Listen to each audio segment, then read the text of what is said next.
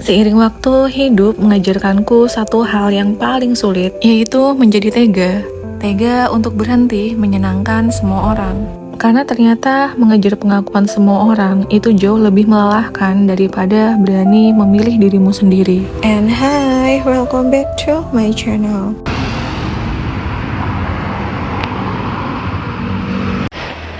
Kita ke 212 guys, cafe.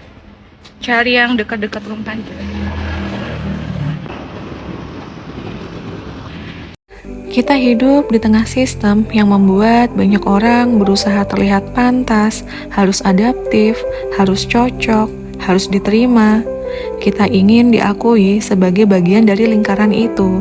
Sampai kadang, tanpa sadar, kita mulai membohongi perasaan kita sendiri.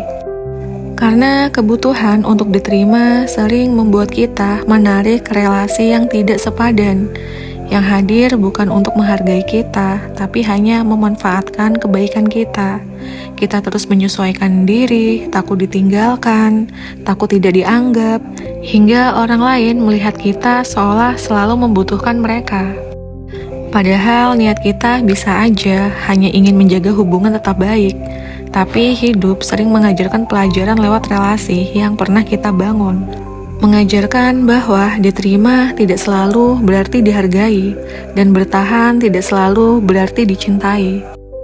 Dan juga ini ya, dari pengalamanku sendiri, akhirnya aku berhenti memaksakan diri untuk cocok di semua tempat. Karena kita nggak bisa terus-terusan menyesuaikan diri pada orang lain tanpa batas, karena kita juga pengen kan dihargai sebagai diri kita apa adanya. Mungkin awalnya kita bisa berpikir ya, kenapa hidup ini nggak selalu adil. Kadang niat baik nggak selalu membuahkan hasil yang baik pula. Hingga pada akhirnya ada satu momen yang membuatku tersadar. Ada relasi-relasi yang datang berulang bukan untuk kita pertahankan, tapi untuk mengajarkan kita menjadi sedikit tega. Ya, kalian gak salah dengar. Tega bukan berarti jahat.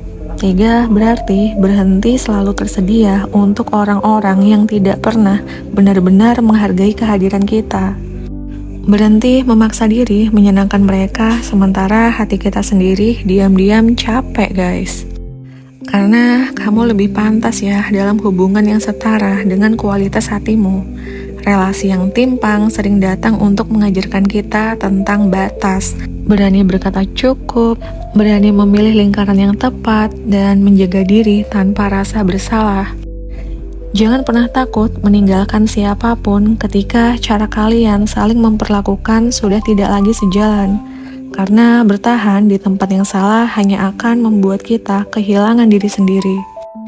Dan aku pengen cerita sedikit tentang pengalaman relasi di masa lalu di mana aku pernah hidup dengan keyakinan kalau orang jahat itu nggak ada. Setiap kali aku melihat sisi buruk pada orang lain, aku tetap berusaha mencari sisi baiknya. Karena kupikir manusia memang tidak pernah sempurna. Kalau kita membalas dengan kebaikan, pasti hatinya akan luluh. Kalau kita tulus, hasilnya juga akan baik.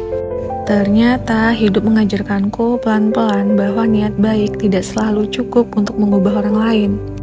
Padahal aku sudah sering dikasih warning ya sama semesta, tapi aku mengabaikannya. Dan mungkin memang benar setiap orang punya sisi baik, tapi kita tidak pernah tahu sisi mana yang mereka pilih untuk ditunjukkan kepada kita dan sisi mana yang mereka sembunyikan.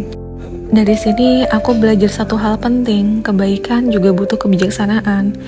Kita boleh percaya pada orang lain, tapi tetap perlu menjaga diri. Kita boleh melihat sisi baik seseorang, tapi jangan sampai menutup mata dari tanda-tanda yang melukai hati kita sendiri. Karena menjaga diri sendiri bukan berarti kita berhenti punya hati. Sebenarnya ujian hidup terbesarku itu di relasi ya guys, dan pada akhirnya aku pernah menjadi sosok yang sangat dingin, sangat tertutup, dan sangat tidak mudah diakses.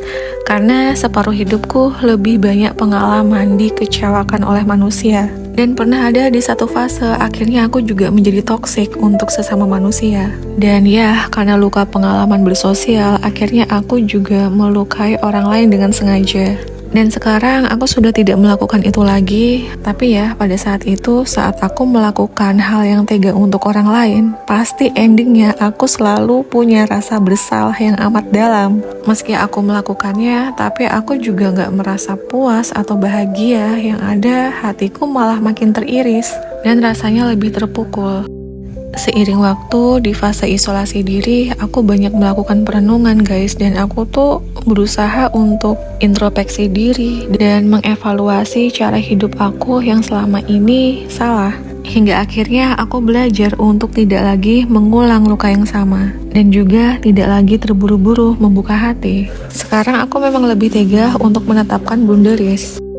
Karena pada akhirnya aku tersadar kapan aku akan berhenti mendahulukan perasaan orang lain di atas logikaku sendiri.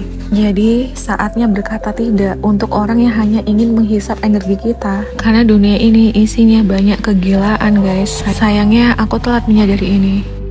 Intinya gini, apapun yang akan kita hadapi ke depannya, perlu ingat 3 hal ini. Kita harus jadi sosok yang baik pada diri sendiri, baik pada keluarga kita, dan orang-orang yang kita cintai. Setiap orang akan berubah pada masanya, tergantung goresan apa yang pernah terjadi di masa lalu kita.